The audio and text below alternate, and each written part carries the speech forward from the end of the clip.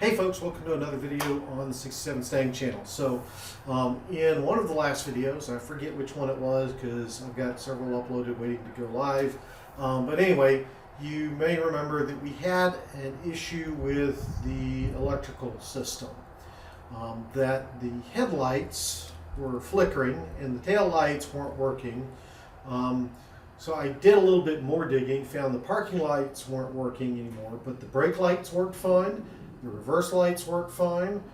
The turn signals, front and rear, as well as in the hood, work fine. And the hazards, front, rear, and hood, work fine. So I was thinking, because of the flashing of the headlights, that I have a ground issue somewhere.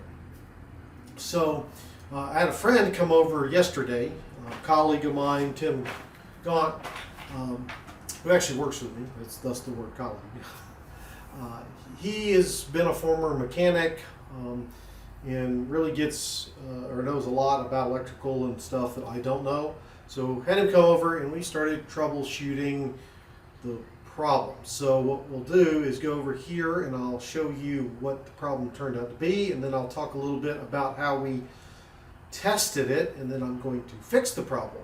And we'll go kind of from there. I'm not sure how long this video will be, but it might be helpful for some, especially if you've done this American, or you're going to do this American auto wire harness that I put in the car, which overall I've been extremely happy with. Things really, aside from this one issue, going very well with it. So let me go show you what the problem is, and then we'll talk about how I went about diagnosing it, or we went about diagnosing it. So let's get over here, take a look. Okay, so we're up here on the front of the car, as you can see. So let me kind of show you what the problem was. This here is the connector that comes from the front parking light, turn signal light, the one that's down.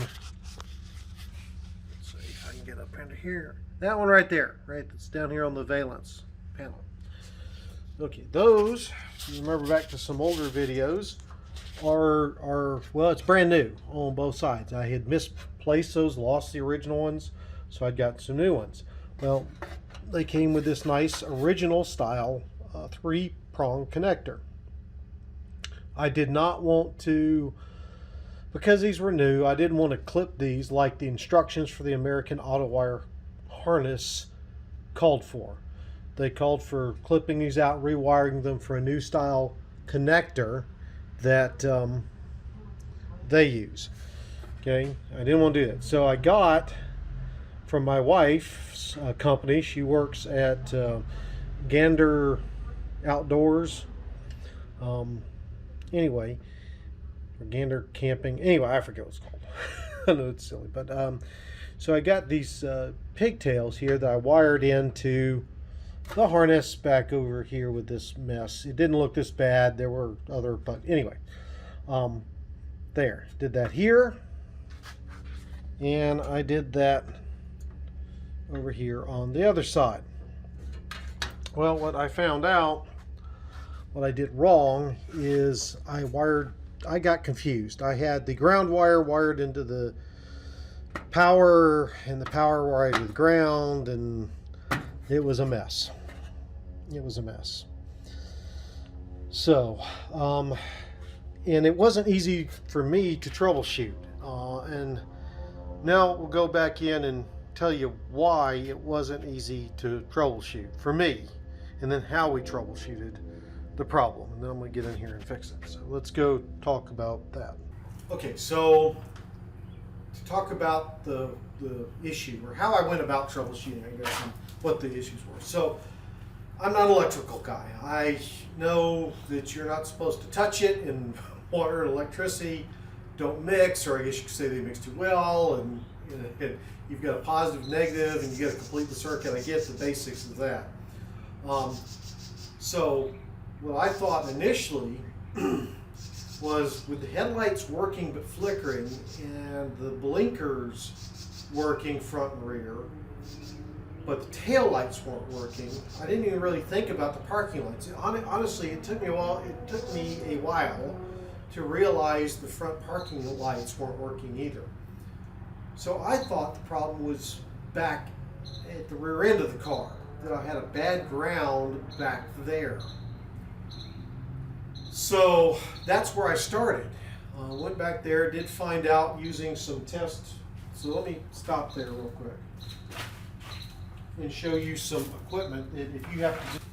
Okay, so the first thing you'll probably need is, or is helpful to have, I guess needs is strong, but helpful, is one of these test lights. So what happens is you ground this alligator clip to some piece of metal and whatnot, and then you use this to probe where power should be coming from, and then you'll see this is a clear handle. It'll actually light up if you have power, right? So if the circuit's complete, you have power, then this area will light up, telling you you've got power coming through, you've got a good connection.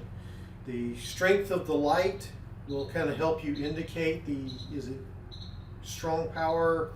If it's solid, you've got continuous power. Obviously, if it flickers, you've got interrupted power coming through, whatnot. But this is a good starting tool to figure out where is active power at. It's also a good way if you're not sure what circuits have power with the key turned off versus when the key turned on, right? You could put the key in whatever position and use this to test to see if there's power. So this is the first tool I was using to test to see. The next tool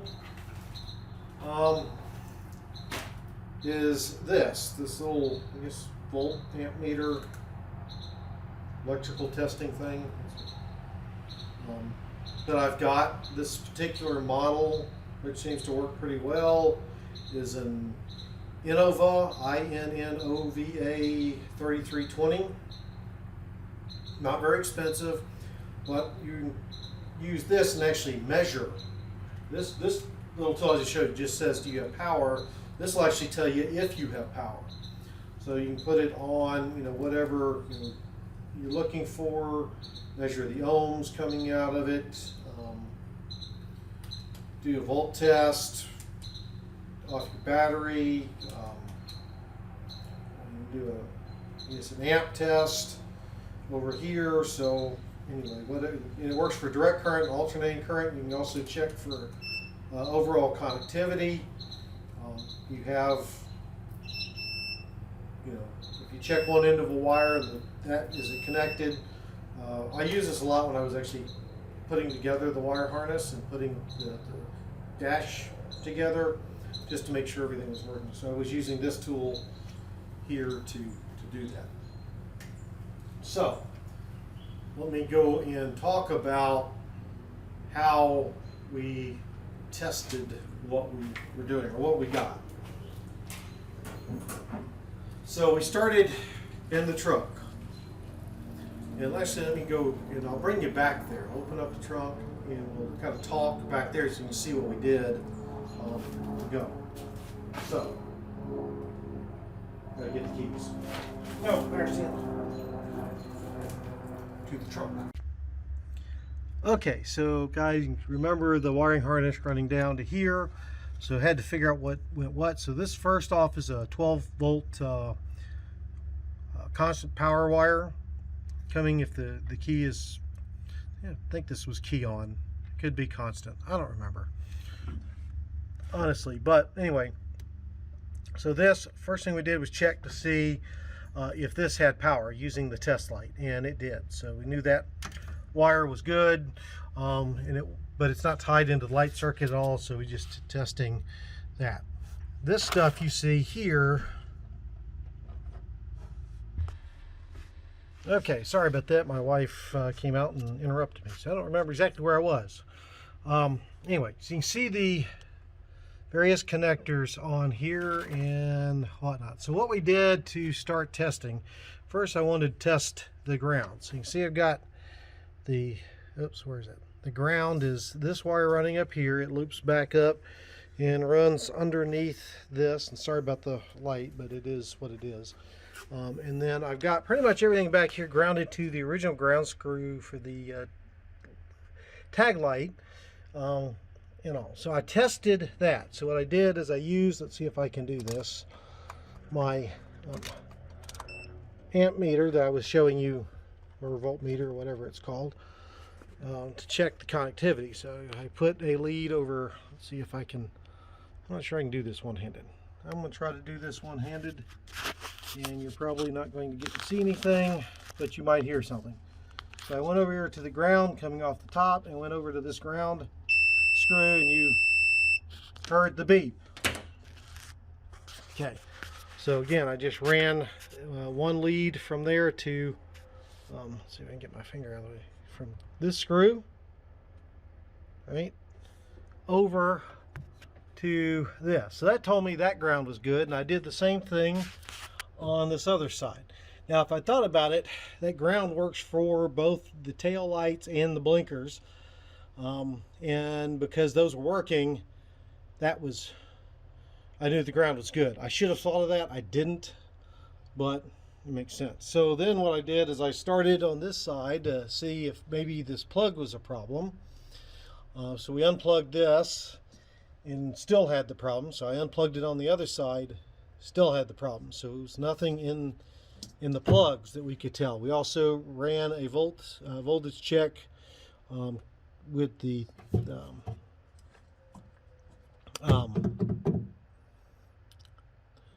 voltmeter we were just talking about, and we were getting voltage there, though it was erratic. It wasn't steady, nor was it as strong as it should have been. So we checked all that. That was, I said, the problem just didn't seem to be coming from back here with those checks that we did. So, oops, where are my fingers? So then we noticed as we were coming back to look at the front, and that's about when it dawned on me while we were working back there that the parking lights weren't working either. So we started hearing a clicking sound as we had the lights on. And that clicking sound was coming from the switch. So we thought maybe we had a bad switch. So again, we used the connectivity tester on the ammeter to check the various connections on the switch. And it seemed to be working fine. Nothing problem there. And then we checked, well, maybe it's the actual connection to the switch. And we, again, used the light test, this one, to test the power outs from it and whatnot, and it was working. So we didn't think it was there. So we came up front here and started looking and tracing wires around, and that's where we started looking at connections, and we started by unplugging the easy ones, which were these. And we noticed when we unplugged the parking lights that suddenly the headlights started working normally, the tail lights started working normally, so we knew it was somewhere up here. Now we know this part is all brand new, and so we didn't, and it worked fine before the new wire harness was there, so we didn't think the problem was on this side. So we started investigating here. We cut back the tape I had taped everything up with, and realized that we had what is this brown wire going, which is the ground, was being connected instead of to the ground wire. It was connected to the power wire. And we found same thing over on this side. And the power wire was connected to the ground. So I had those backwards on both connectors. I don't know how I did it. I thought I was pretty careful on that, but apparently I wasn't. So I've got to reconnect all this. The other thing I did was to check the grounding locations, right? So basically I'm grounding to here for the headlights and down here for the parking lights. I did notice there was a bunch of paint stuff, so I did strip that down, but I did check the ground by going from the positive terminal in the battery with the ammeter to here with the negative terminal or negative lead on the, and I was getting a I think at the time it was a 12.9 volt reading, and then cranked up it was like a 14 point something reading with the alternator running. But it was consistent. What I was getting at the battery directly, what I was getting here was the same. So the ground was good. So it wasn't that. So anyway, I said I found a problem. Now I'm going to go back in, strip the wires up, and use some good butt connectors to get it all fixed up. And I'll show you that when I'm done. Okay, so we've got everything reconnected. So we got the green, let's see, get in here. Green going to the brown wires from the wire harness. So this green goes up to the plug, which then goes to this far one, which goes out to the brown. I'm sorry, the brown over here, gray. Here, blue to yellow, and brown to brown, and so the ground. So now the brown here is going around, looping back to the grounding spot. There, we're good there. We got the green coming into that, and then the yellow going into the blue, which is the turn signals. So yay, so that's good over there. Come over here, and we see green to the brown from the wire harness. Yay, yellow to the blue for the turn signals, and then the brown over here to the brown, which runs over there to that ground. So now everything seems like it should work. So let's do the moment of truth. I've got the battery already hooked back up here. So we'll go up front. Well, not up front yet. I guess we were at the front. We're going to go into the cab. Here I get the key over there in the on position. We've got the light switch, which I had to disinstall. We'll turn those on. Look at that. Headlights not flickering. Yay there. Come around. You see we now have a marker light, so that's good. And then we'll come around. We know we have marker lights. Try the other side is working too. Let's see. It's hard to tell in the sun. Let's see if we can get in here and see. I don't know if you can see that or not. But yes, there is a tail light on. There's a tail light on there too. So we got tail lights, headlights, marker lights. Let's see if the turn signals still work. So we got the one up there working. One down here working.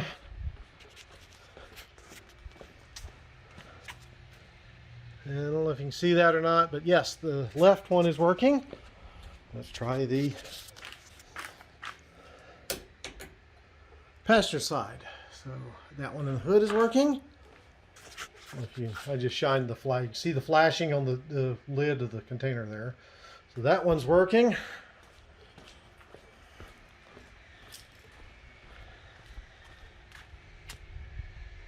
And this one's working. So we have tail lights, parking lights, blinkers.